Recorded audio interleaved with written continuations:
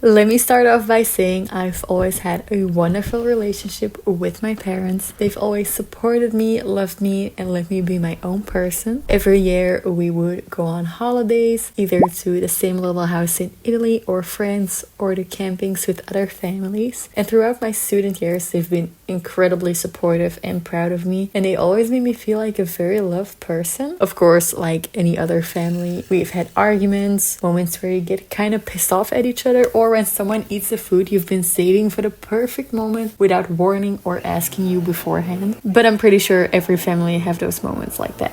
I've also always loved being at home with my parents, just knowing that you're not home alone and you can always go downstairs to chill with them and eat together and all of that stuff. A couple of years ago, my older brother moved out to live with his girlfriend, and ever since then it's just been me, my parents, my cat of course, and occasionally on Saturdays my boyfriend joins us. Sometimes I feel like it's time for me to spread my wings and get my own place, but then I remember I have no money and no job, so that would be a little difficult to accomplish. I'm definitely looking for a job because I recently finished my master's, but it's going to take a while before I can get my own place. It's kind of contradictory, but that's why I still love living at home. Right now I spend most of my time at our house while my parents work, and some days I actually feel like I'm living alone. And those are the days that I cherish because I can do whatever I want, whenever I want, and the most important thing of all, I can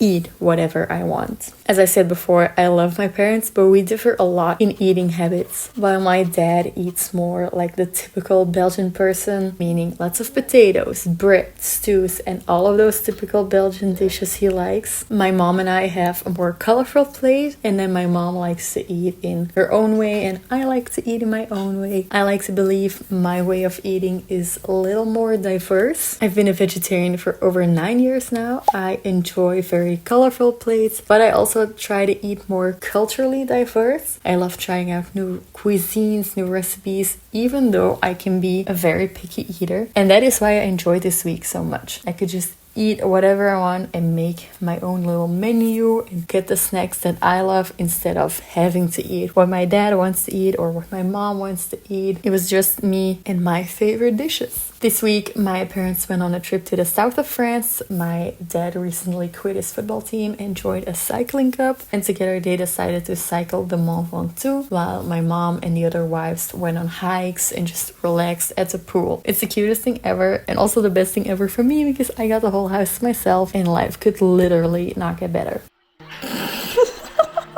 It's a little past 8 right now, it's 10 past 8, and I still have to make dinner for myself. My boyfriend went to Antwerp to watch football, so I'm eating alone right now. Thing is, I had a little yogurt bowl at 5, I think. I'm a little hungry, but not too hungry. Also, I want to be in bed by 9:30, so I don't want to eat too much, and I'm just stuck with the dilemma of what to eat. There's a lot of things in our fridge because I went grocery shopping. So I have all of this and I still just don't know what to eat.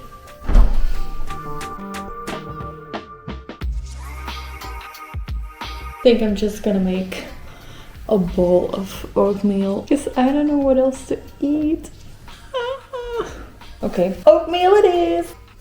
She's not the most nutritious, but she is the most delicious.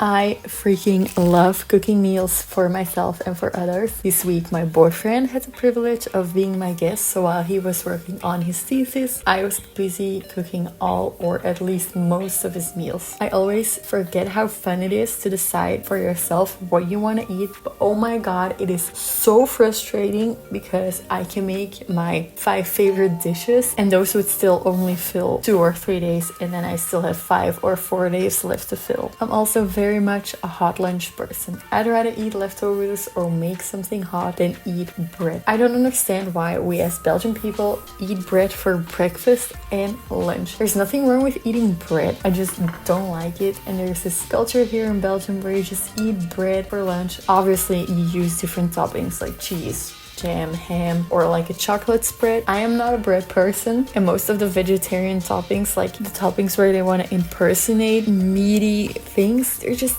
absolutely disgusting in my opinion, and I just don't want to eat just bread with Nutella all day every day because that would get boring really fast. And honestly, I just think it's a sad lunch and I need a little more pop in my meals than just bread with cheese or a peanut butter jelly sandwich, which I've actually never had, so I can't say anything bad about it, but still you get it. The sad looking stale bread bunch with a little sad slice of cheese is not for me.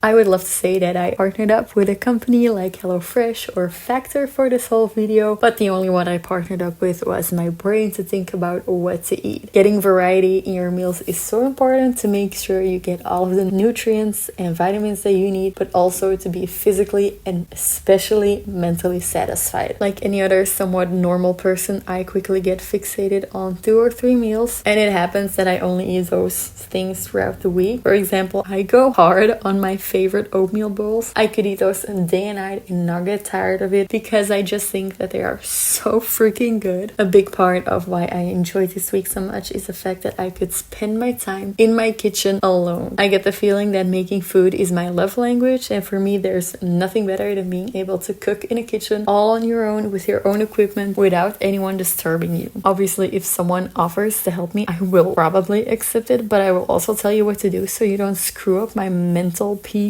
because I can get so cranky when people like take over my meals or already season a meal while I still have to do other things before I want to season it. Like, please sit down and let me make this delicious meal for you. Just let me cook in peace, and I want to do it on my own because then I feel like a big girl and stuff.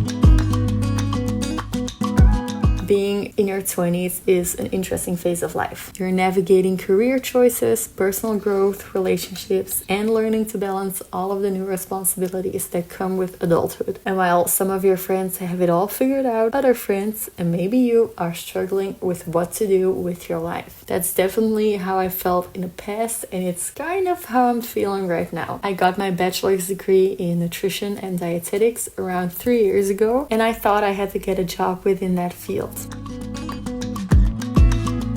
During my internships, I realized that while I love food and I have a passion for learning about nutrition and how it makes it feel and how it works, the work from that internship was just not cut out for me. Going to work, dreading all of the things you have to do, crying in the restroom, dragging out your more fun tasks so you can skip all the other boring tasks, all of those things were ruining the passion I had. So after my graduation, I decided not to enter the life of the working girlies, but to get a master's degree in strategic communication. And I thank the universe every day that I made that choice, because I'm feeling a lot more confident in my skills. And now I kind of look forward to getting a job and being an adult, an actual adult, instead of a 24-year-old student that doesn't know what to do with her life.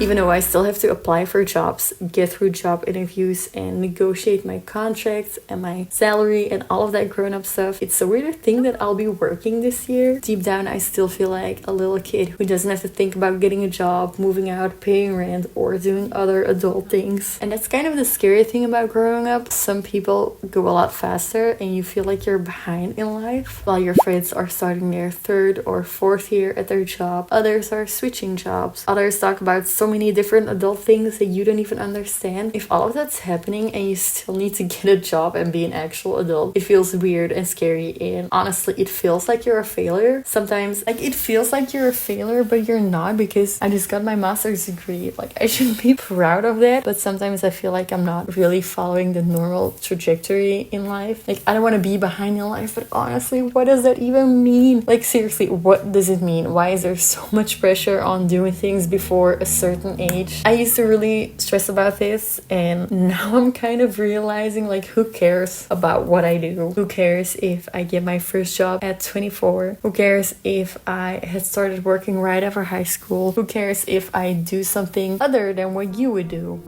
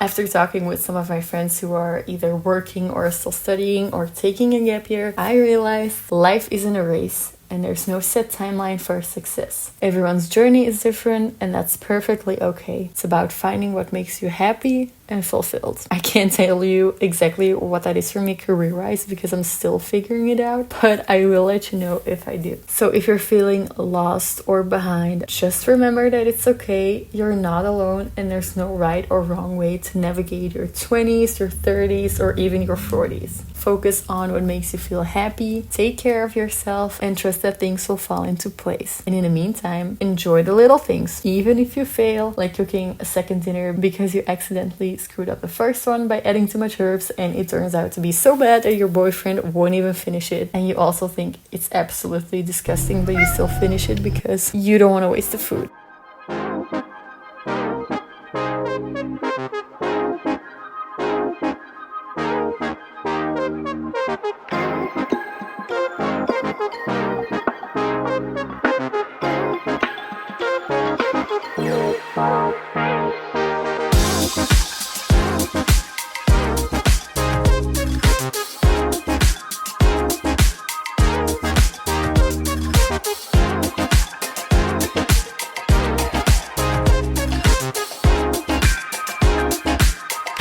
Bye.